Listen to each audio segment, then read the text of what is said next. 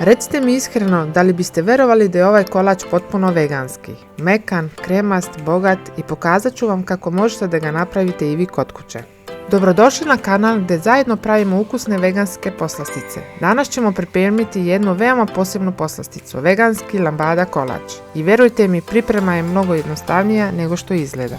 Počnimo sa biskvitom. Najprije u posudi pomiješamo sve suve sastojke, brašno, šećer, prašak za pecivo i vanilju.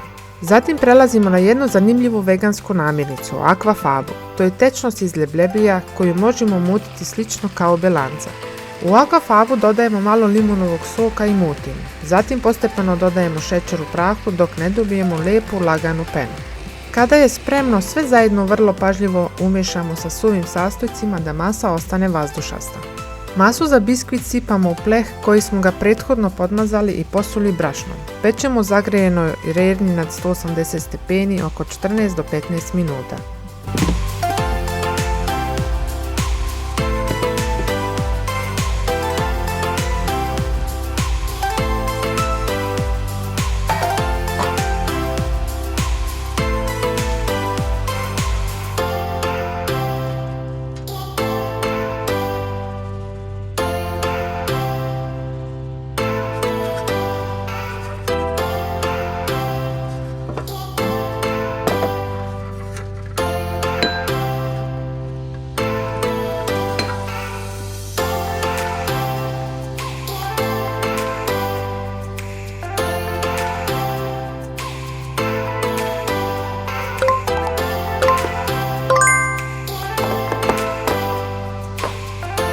Dok se biskvit peče, pripremit ćemo bijelu kremu. Preporučujem da je napravite oko sat vremena ranije jer treba dobro da se ohladi.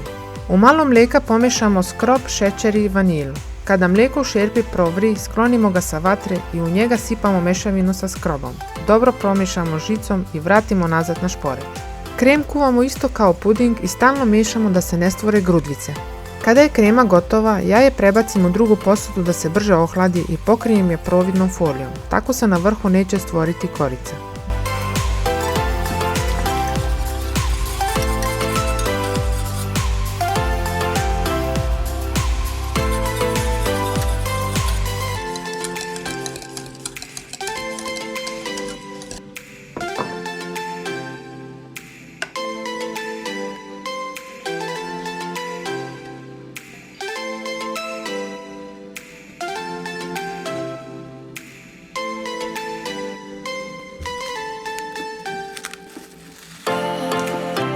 Kada je biskvit pečen, po želji ga možete malo navlažiti. Ja sam ga blago natopila jer kod nas vole sočnije biskvite. U originalnom receptu se biskvit ne natapa, ali meni je ovako još bolji.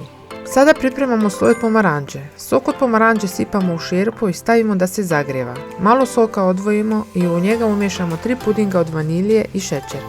Kada sok provri, smanjimo vatru i polako umiješamo puding smesu. Kuvamo kao puding i stalno miješamo da dobijemo glatku kremu.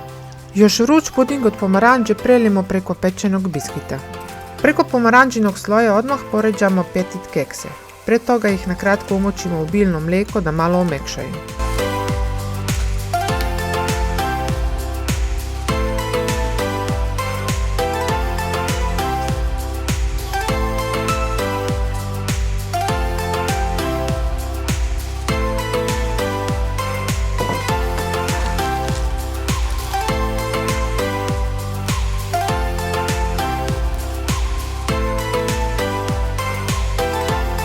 Dok se sloj od pomaranđe hladi, nastavljamo sa bijelom kremom. Najprije umutimo slatku pavlaku, zatim postepeno dodajemo ohlađenu bijelu kremu i miksamo dok ne dobijemo glatku svilenkastu teksturu.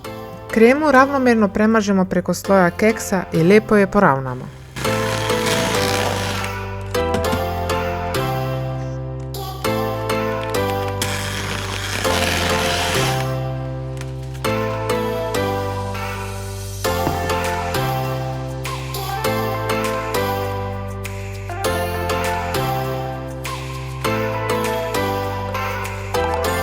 Na kraju pripremamo čokoladni preliv. U posudi zagrijemo slatku pavlaku i pazimo da ne provri.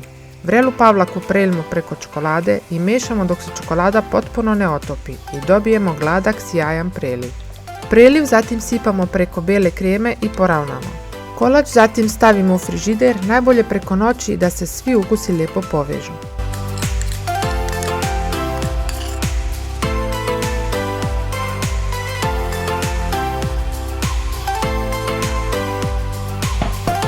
I sljedećeg dana dobijemo ovaj prelep, kremast, potpuno veganski lambada kolač. Jednostavan za pripremu, a zaista je impresivan na stolu.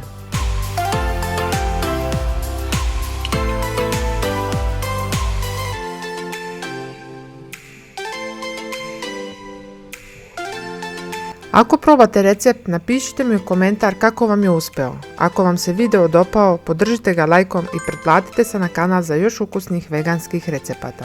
Vidimo se uskoro.